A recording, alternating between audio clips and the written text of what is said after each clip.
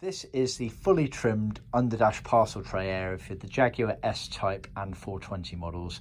The S-Type and the 420 shared pretty much all their interiors internally in the car, so this is exactly the same. So we've fully trimmed this up for a UK-based customer. We've actually done a bit of a custom job. So normally a lot of this area in here is black. This gentleman has gone for maroon. Normally, I think originally they used a very thin, cheap carpets on these. We actually use Moquette, which is a much higher quality material. It's got a wool content to it. It's similar to what was used, or exactly the same as what was used on some of the backs of seats on the XKs, the very early E-types, the Mark IIs, Daimlers, S-types, etc. It was all this sort of Moquette style material. So it's a very nice material, and it's quite thin as well, so it's very practical for this. So we've gone for maroon in this, and we fully trimmed it along. It's obviously a right-hand drive, as you can see. This is for the steering column to come out. This area in the middle isn't trimmed because that's where the heater dial kind of goes, and then this bit is trimmed under here. That goes into the glove box area, if I'm not mistaken.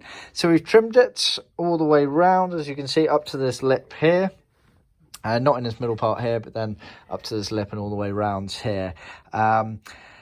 We supply a retrim kit normally, either individually or as part of the trim kit. So it'd be just bits of material to cut to the exact size and trim it on. We actually end up sending you quite a bit more than you need, just in case. But bear in mind, it's the way it all merges together, because obviously you want a separate piece for this area here merged into here. Basically, there's a few ways you could do it, but it's always worth considering the best way of doing it before you go cutting up different pieces.